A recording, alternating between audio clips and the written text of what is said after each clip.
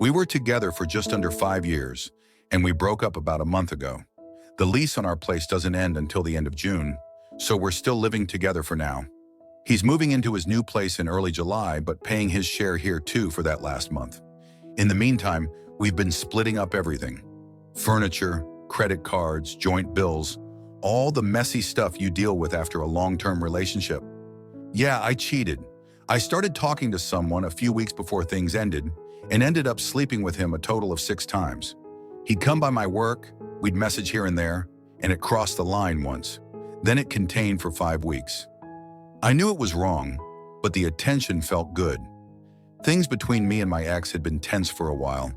A lot of suspicion, a lot of questions about where I was, what I was doing. I started guarding my phone and watch because I didn't want to deal with constant checking, but I know that only made him more suspicious. The day it came to light, he found a bill from a hotel with the other guy's name on it, literally right before we were leaving for a trip we'd already spent over $1,000 on. I brushed it off, said it must have been a work thing I brought home, acted confused. It was from that one time when he took me out of town and we booked a hotel. My ex didn't push it then, but the trip was strained. When we got back, he caught me off guard. I'd left my phone on the table while I showered, and he went through it. He saw the messages. He brought it to me, upset, and started packing his things. I told him I just told the other guy the night before that it was wrong and had to stop. I had been thinking about ending it, but I hadn't actually sent anything like that yet. At that point, it didn't matter. He'd already seen enough. Since then, he's been really hurt. I've told him I need space, that I need to figure myself out. I've never lived alone before.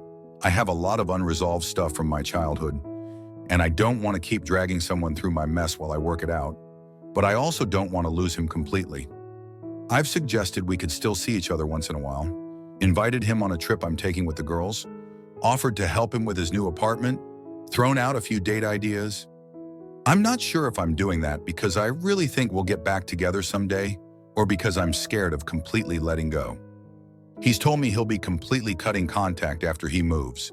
He says it's for his own mental health, and I said I'd understand. But honestly, I don't want him to. I can't promise him a relationship right now, but the idea of him disappearing from my life makes me feel panicked. I still care about him, but I also like the thought of having my own space and not feeling tied down while I figure out my own issues. I know that probably sounds selfish, but that's where I am right now. Update: since the breakup, I've been trying to act like I'm fine, but I'm not. I've been carrying this weight around, and it's hitting me more now that we're not under the same roof.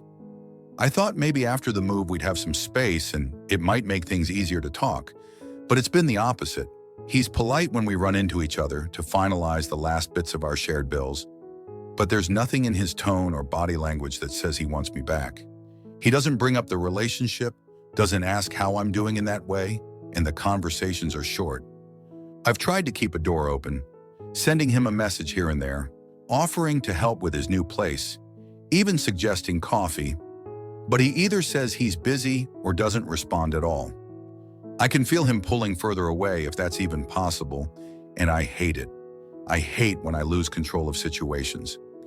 I keep thinking about how when I met him, he had nothing close to the stability he has now, and I was there for all of it. And here he is, just walking away without showing an ounce of gratitude. When I met him, he was sharing a room with 2 other boys, living paycheck to paycheck with no plan for future in sight. He didn't have reliable transportation. His credit was shot because his parents guilted him into loans left and right which they never paid. I stood by him through all of that. I co-signed on a vehicle so he could get to work. I got him an interview at a better job through my connections, and it's where he's still at. I even got him to pursue therapy to identify the toxic family situation he was in. I improved his quality of life infinitely. And that wasn't just me being a good girlfriend. That was me investing in him, in us, in a future I believed we were building together. I poured years into helping him find his footing, and he got there. He's financially stable now, out of legal trouble, in a solid career, living in an actual home. I can't help but think that without me, none of that would have happened as quickly. Maybe not at all. And yet, here we are. He doesn't want to reconcile, doesn't even seem interested in acknowledging any of what I did. I know cheating is wrong, I'm not excusing it, but I can't help but feel like the whole picture should matter. People make mistakes. Relationships go through rough times. Shouldn't there be some balance between what went wrong and what went right? Shouldn't he at least consider that the same person who hurt him is also the one who stood by him when no one else would? It's hard not to feel like he's just written me off now that he's in a better place. Like I was useful while he was climbing out of the hole. And now that he's on solid ground, he doesn't need me anymore. I thought love and history meant more than that. I thought that if you give someone that much of yourself, they'd fight a little harder to forgive you when you fall short. I'm seeing a therapist now, but therapy doesn't erase the fact that he's moved on emotionally. He's not angry, at least not outwardly, and somehow that feels worse because there's nothing to argue about, nothing to fix, no crack to wedge myself back into. I don't know how to accept that I've lost him. Part of me still hopes for a message from him saying he wants to talk, even though I know deep down it's not coming. I did this, he did this, we both did this, but I'm the only one who lost. Comments, I think part of what's making this so painful for you is that it feels like all of the years you spent helping him stabilize his life are being overlooked. That's a valid feeling. You were his partner in the truest sense during some very hard times, and honestly, it's possible that he never really processed what that kind of support meant while he was receiving it. That doesn't make cheating okay, but relationships don't break without a reason. Sometimes when one partner is struggling for years, the other ends up carrying more than their share of the emotional load. Over time, that can create resentment or disconnection that neither person fully addresses until something drastic happens. You made a choice that damaged the trust, but it also sounds like he had been emotionally checked out before that.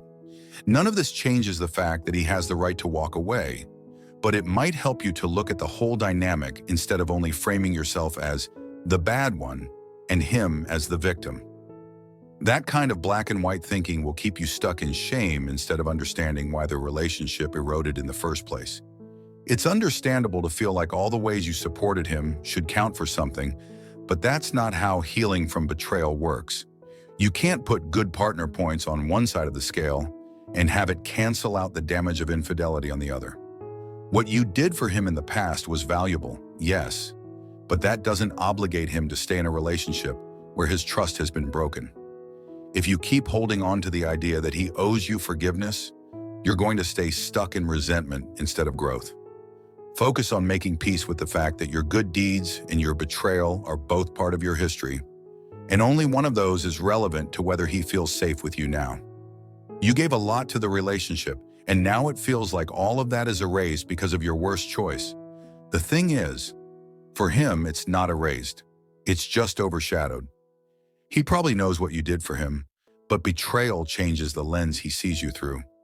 This is why we say here that reconciliation is a gift, not something we're entitled to. You can still be proud of the ways you supported him without tying that to whether he forgives you.